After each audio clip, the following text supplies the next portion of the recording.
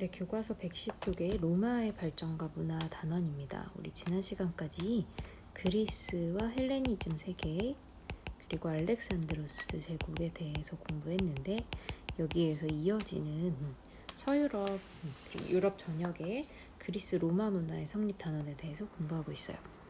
110쪽에 문장 보시면 로마는 무력과 법, 크리스트교 세 가지로 세계를 정복하였다 라는 이제 유명한 말이 있는데 우리가 로마 역사를 공부하다 보면 이 세 단어로 제일 큰 영향력이 있었구나 라는 것을 느끼실 수 있을 것 같아요. 우선은 생각보다 중요한 게 여기 나오는 공화정이라는 단어입니다. 그리고 로마 문화는 그리스 문화랑 어떻게 다를까? 그리고 세 번째는 그리스 로마를 우리가 왜 배우는 걸까? 여기에 주목하시면 좋겠고요. 그리고 중학교 때 들어봤겠지만 포에니 전쟁이라든지 라티푼디움, 그리고 아우구스투스, 로마의 평화, 크리스트교 이런 단어들이 좀 중심 단어들입니다. 기본적으로 로마를 설명하기 위해서는 이 로마의 정치 시스템이 체제가 어떻게 변해 왔는지를 봐야 되는데요.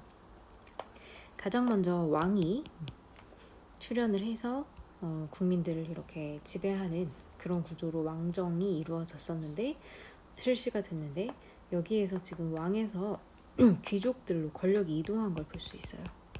그리고 이탈리아 반도를 정복한 이후에는 평민의 권력이 발언권이 높아지면서 그리스에서 있었던 것과 같이 귀족과 평민의 대립이 일어났고 그리고 이탈리아 정복이 1차라면 포에니 전쟁으로 지중해를 갖게 된 이후에는 이제 또 다른 형태로 변화가 이루어지게 되죠. 그때 삼두, 세계의 머리란 뜻이거든요. 이런 새로운 형태의 정치 형태도 출현을 하고요. 그리고 이제 악티움 해전은 옥타비아누스가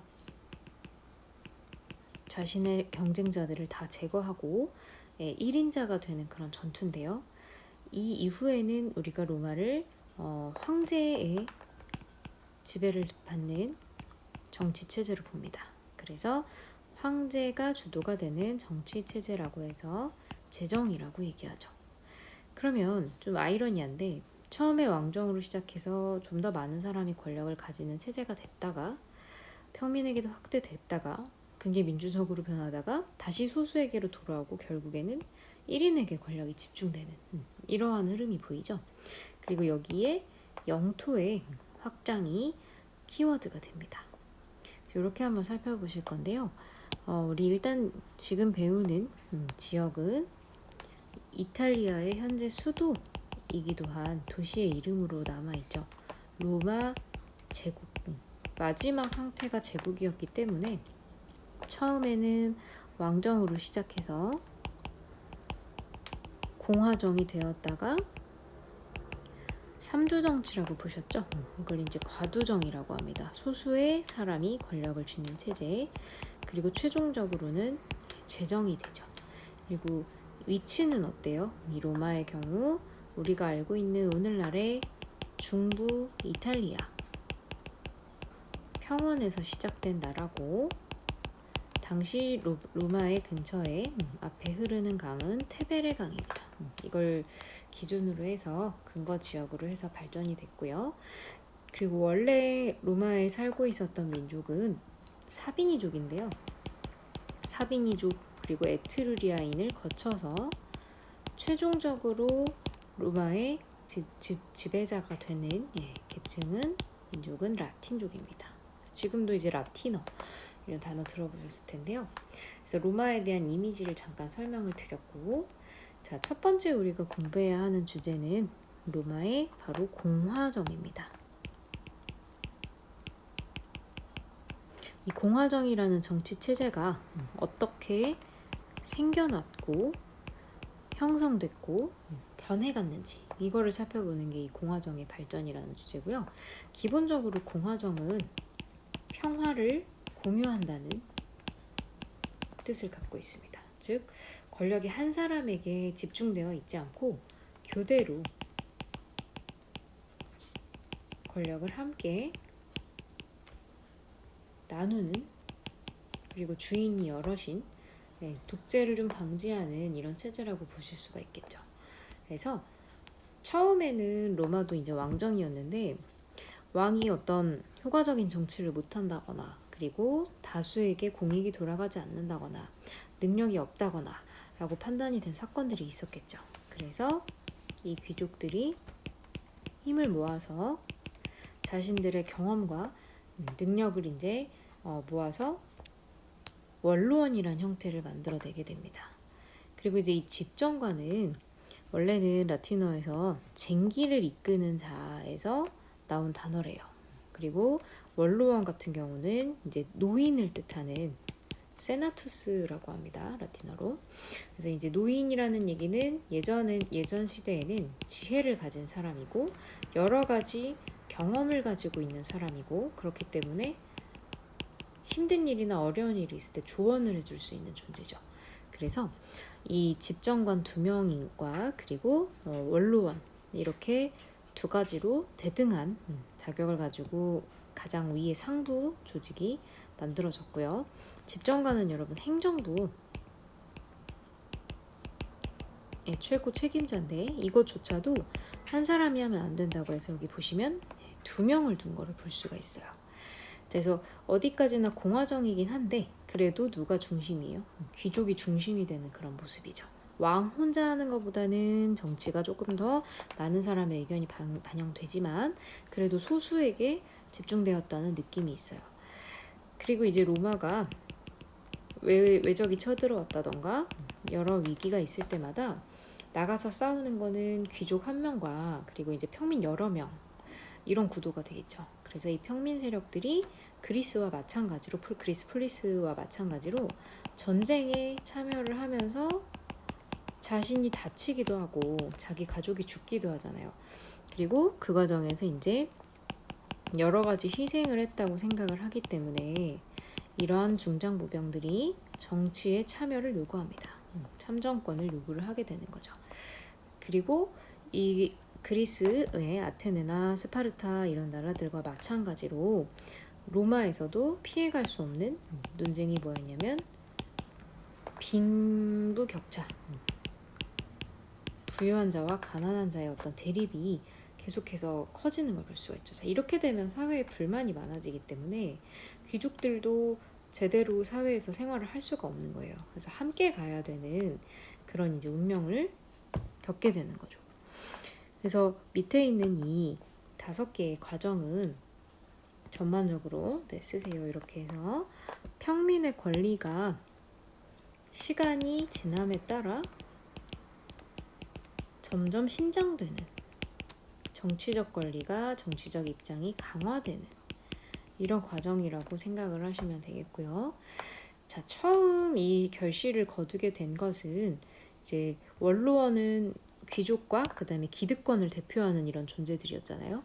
근데 이 존재들의 결정에 처음으로 거부권을 행사할 수 있는 이런 평민들의 대표 관직이 생기게 됩니다. 즉, 이 원로원이 정한 내용이 만약에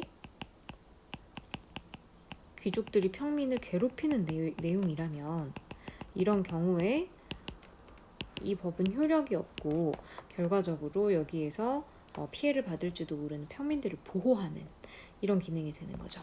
그래서 이 역할을 대표적으로 해줄 수 있는 평민의 이제 그 입과 눈이 돼줄 수 있는 이런 관직이 뭐냐면 호민관입니다. 호민관. 자, 호민관은 여러분 한자에서 조금 느낌이 오시죠? 백성을 평민을 보호한다. 이런 뜻을 가지고 있어요. 지키다라는 뜻이죠. 그래서 이름이 호민관이라고 붙었고요. 어쨌든 원로원의 결의에 거부권을 행사를 한다는 것은 굉장히 대단한 권력을 가지고 있는 겁니다. 그리고 자, 조금 더 시간이 지나서 기원전 494년이 돼요. 자, BC 494년이기 때문에 2500년 정도 전이죠. 이때 이제 이 호민관들을 선출할 수 있는 평민회라고 하는 기구가 따로 설치됩니다. 원래 집정관을 선출하는 민회는 귀족이 중심이 돼요. 그런데 이 평민회는 이름에서 보실 수 있듯이 평민들의 모임이 따로 있는 거라서 귀족과 별개로 움직이는 것이죠. 그럼 이 사람들은 당연히 어떨까요? 귀족보다는 평민의 권익을 보호하겠죠.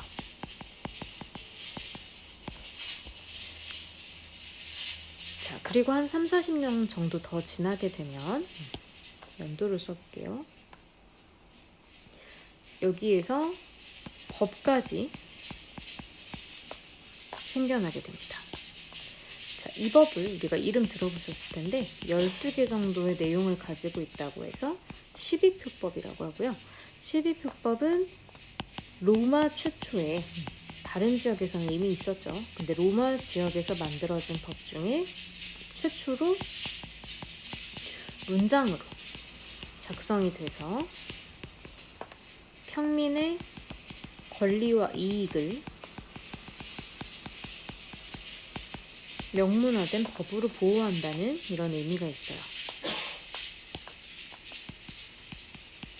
그리고 367년, BC 367년이 되면은 한 단계 더 큰 변화가 이루어지게 되는데 이거는 선생님 개인적으로는 상당히 좀 의미가 있지 않나 이렇게 생각이 듭니다. 아까 전에 말씀드렸던 그 행정직, 최고 행정직 중에서 집정관이라고 있었어요. 2명이라고 그랬죠. 근데 이 집정관 2명 중에 한 명은 심지어 귀족이 아니라 평민 출신 중에서 선출한다. 이거를 아예 이제 기본 조건으로 제시를 한 거죠. 그리고 마지막 단계인 호르텐시우스법은 BC 287년인데요. 이 단계가 되면 평민회에서 의결한 내용이, 의원들이 결정한 내용이 법적으로 효력을 가지는, 그러니까 여기 평민들의 입장과 주장이 법이 된다는 것은, 그리고 실제로 사람들에게 영향력을 미치게 된다는 것은 귀족과 평민이 동등해지는 방향을 추구한다는 거죠. 그래서 물론 아직까지는 형식적인 측면도 없지 않아 있지만, 그래서 우리가 이 로마의 공화정이 성립되고 발전하는 과정을 보다 보면 평민 세력이 강화되고 평민의 법적 권한이 확대되는, 그래서 이거를 통해서 우리가 진정한 의미의 민주공화정으로, 글씨가 너무 굵어서 지우고 다시 쓸게요. 공화정으로 발전하는 과정이라고 볼 수가 있습니다. 그러면 이걸 통해서 여러분 신분 간 대립이나 사회의 어떤 갈등이 어떻게 될까요? 좀 줄어들겠죠. 축소되면서. 그럼 이건 당연히 국가나 조직의 어떤 효과를 가지고 오냐면 다른 것에 집중할 수가 있어요. 그래서 정치가 안정되고 사람들의 마음이 하나가 되고 통합이 되고, 그리고 영토적으로도 어떻게 될까요? 이런 사회 분위기가 통합된다는 것은 자신의 힘과 자원을 내가 속한 사회를 위해서 써도 배신당하지 않는다, 내가 손해보지 않는다라는 믿음이 있겠죠. 그래서 영토 확장에도 당연히 협력을 하는 겁니다. 이걸 통해서 로마가 전쟁을 이제 할 수 있었던 거죠. 이게 어떤 로마의 힘이라고 보시면 되고요. 내적인 어떤 키이기 때문에 이게 무너지면 반대로 로마는 굉장히 위험해지는 겁니다. 자, 두 번째 주제는, 자, 로마가 이런 과정을 거치는데 200~300년이 걸렸어요. 그래서 위에 지금 보시면 BC 6세기에서 BC 3세기가 된 거를 보실 수가 있고, 두 번째 주제는 로마가 어떻게 양적으로 영토가 확장되느냐, 이런 내용입니다.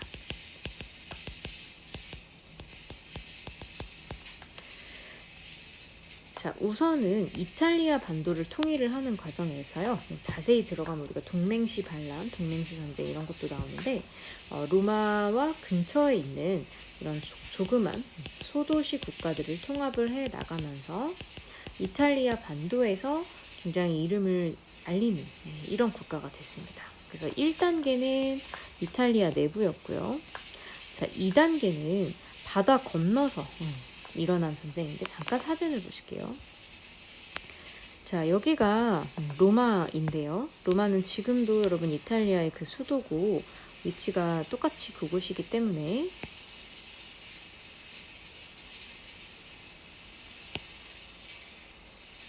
똑같이 그곳이기 때문에 가운데 중부라고 생각을 하시면 돼요.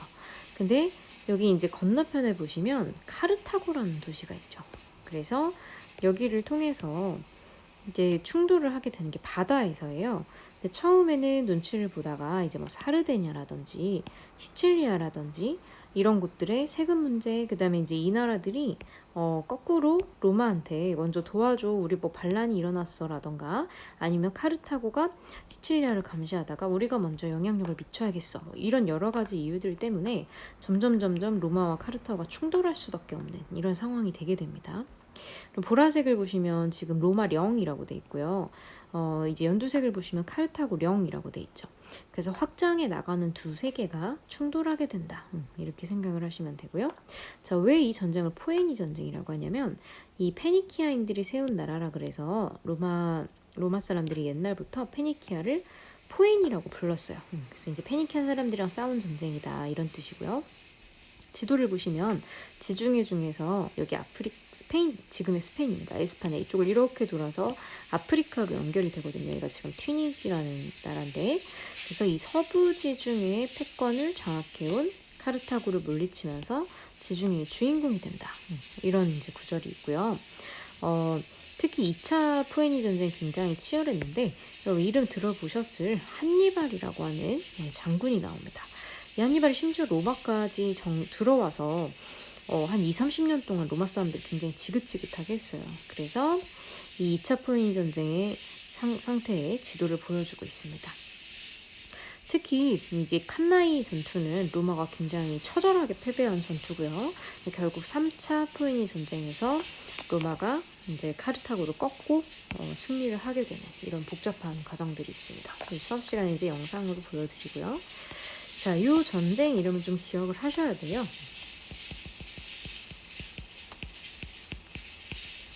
그래서 포에니는 당시 페니키아를 로마인들이 부르던 이름이다.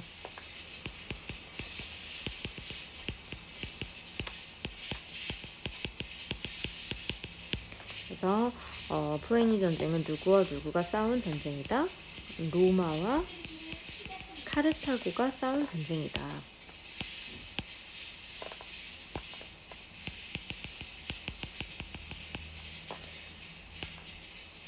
그래서 기억을 해두시고요. 아까 영토를 보시면서 서부 지중해 지역에 영향력을 미치는 나라가 누가 될 것이냐를 다투는 영향력 싸움이었다고 보시면 됩니다. 자, 근데 결국에는 그 민족 싸움이라고 볼 수도 있고요. 로마 같은 경우에는 우리 인도 유럽어족이고 아리아인, 그 다음에 라틴인 이런 사람들이 속한, 그리고 카르타고는 이제 이 페니키아 사람들인데 셈족이라고 합니다. 그리고 이제 이 얘네들은 자기네들이 싸우기보다는 무역을 통해서 성장한 나라이기 때문에 용병을 고용해서 싸워요. 돈을 주고. 그래서 3차에 걸친 거대한 전쟁을 통해서 로마가 승리를 하게 되고요. 서부 지중해 세계의 패권을 장악한다. 이렇게 되어 있죠.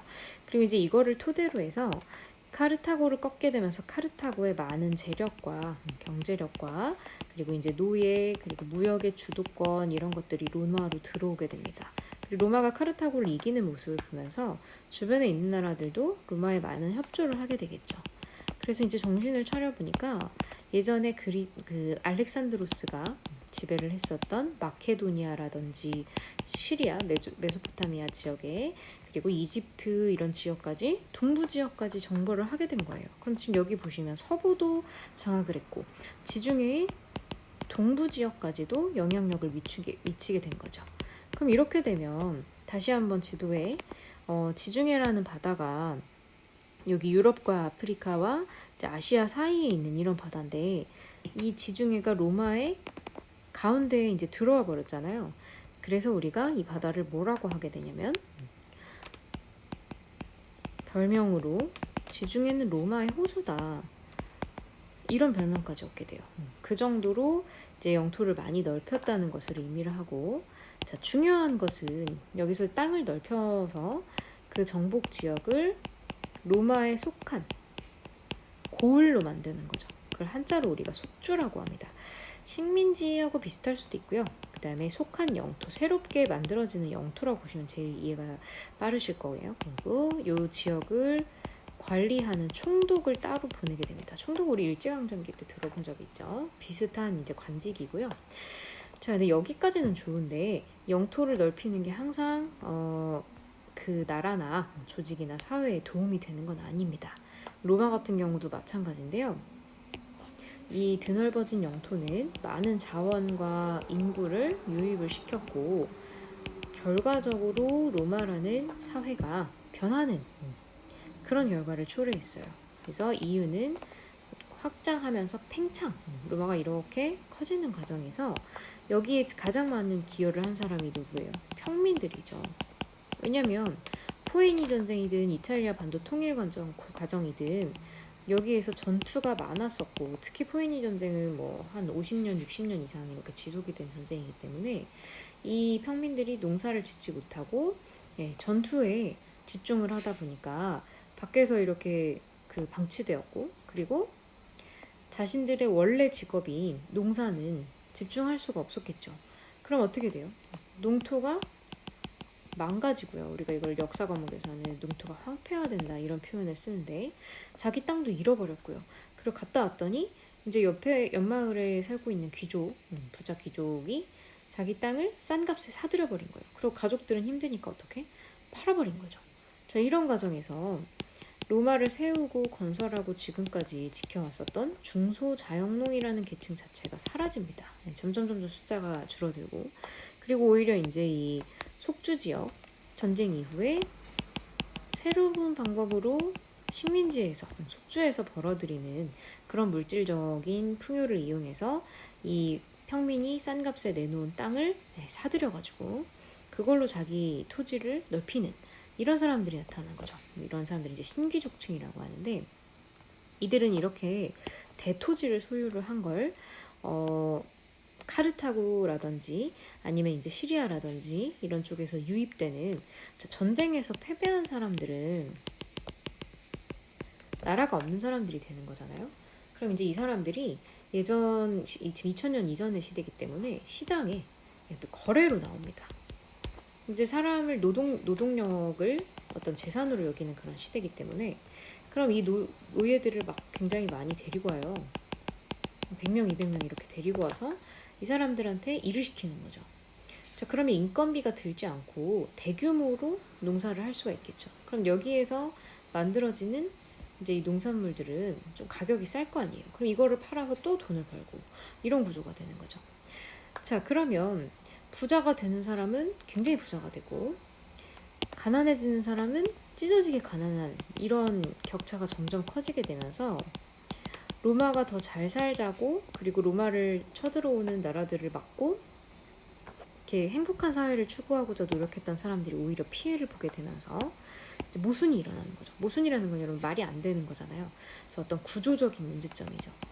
이러려고 한 전쟁이 아닌데, 그리고 로마를 위해서 열심히 싸운 사람들이 보상을 받지 못하는 이런 문제점이 일어나니까 누구든지 이걸 바꾸려고 노력해봐야 될 거 아니에요. 시도했던 사람들이 있을 거 아니에요. 그래서 그 사람들이 바로 그라쿠스 형제들입니다.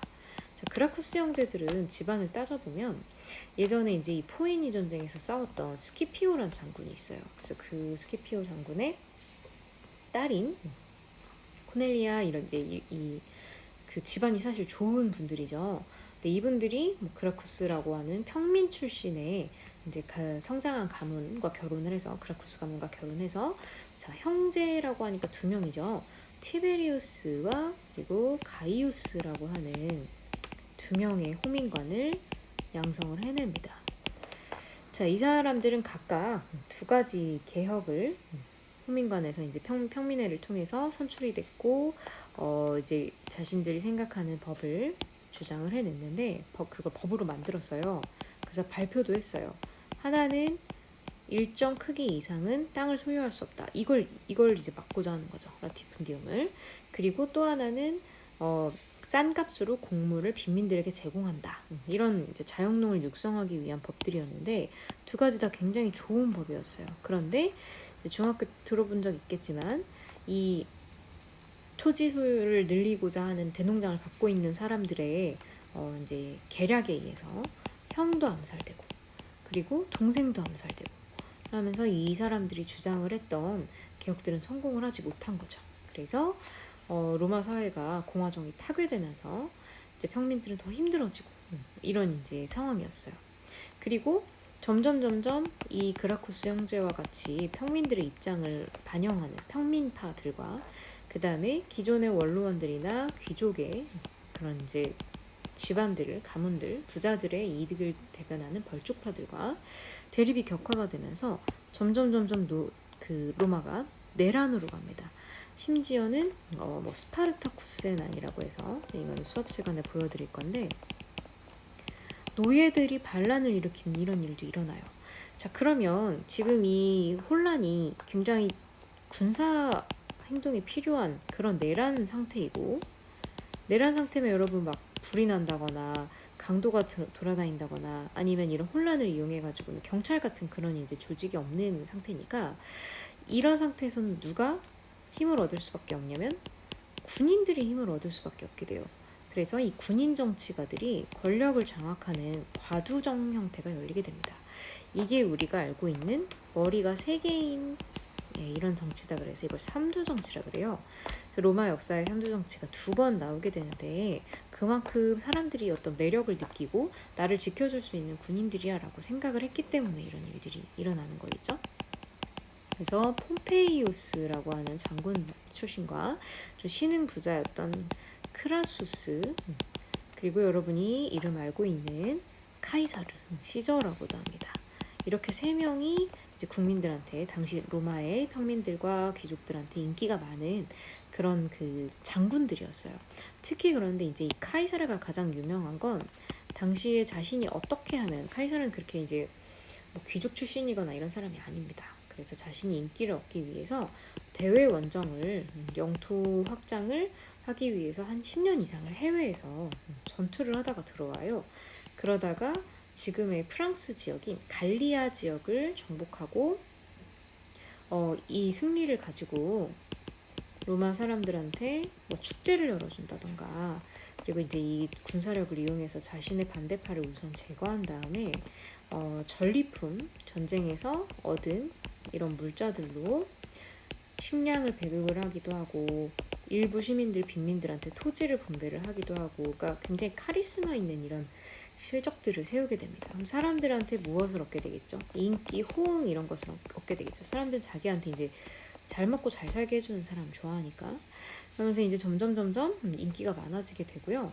그래서 저 카이사르가 왕하려고 하는 거 아니냐 하면서 카이사르를 의심하는 사람들이 늘어나게 됐고 이건 로마 공화정을 파괴하는 거다 하면서 사람들이 이제 암살을 주도하게 돼요. 그래서 이제 원로원 앞에서 평민의 앞에서 로마 시내에서 칼을 맞아서 죽게 되는 그런 사연이 많은 인물입니다. 자, 그리고 나서 카이사르가 죽고 뭐 이제 좋아하는 사람도 있었겠지만 그리워하는 사람들도 많았겠죠.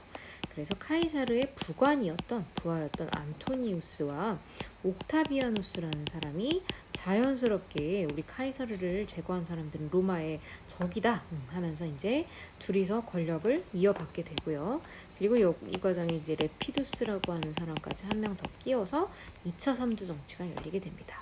근데 안토니우스와 옥타비아누스는 결국 대결을 하게 되고요. 크라수스와 레피두스는 일찍 이렇게 좀 도태가 되게 되죠. 자, 옥타비아누스는 안토니우스를 쫓아서 이집트까지 가게 됩니다. 여기에 이제 클레오파트라 얘기가 나오는데 원래 클레오파트라는 이제 카이사르한테 부탁을 해서 자기 동생과의 이제 정치적 싸움에서 이겼던 그런 이집트 프톨레마이오스의 여왕이에요. 왕조의 여왕이에요. 이집트의 여왕인데 어떻게 보면 로마의 군인 세력을 이용해가지고 자신의 권력 장악에 이용했었던 이런 인물입니다. 이제 카이사르가 암살되고 난 다음에는 그 역할을 누구한테 했던 거죠? 안토니우스한테 했던 거죠. 그래서 이제 나중에 안토니우스가 옥타비아누스랑 싸울 때 이집트 군사력까지 이렇게 빌려줘요. 그래서 굉장히 큰 싸움이 벌어지게 되는데 이게 악티움 해전이라는 전투입니다. 근데 여기에서 이제 옥타비아누스가 최종 승리자가 되면서 삼수 정치를 종결을 하게 되죠. 자, 근데 이 옥타비아누스 이후로 로마 정치가 굉장히 크게 변하게 되는데 그 얘기는 다음 시간에 한번 같이 볼게요.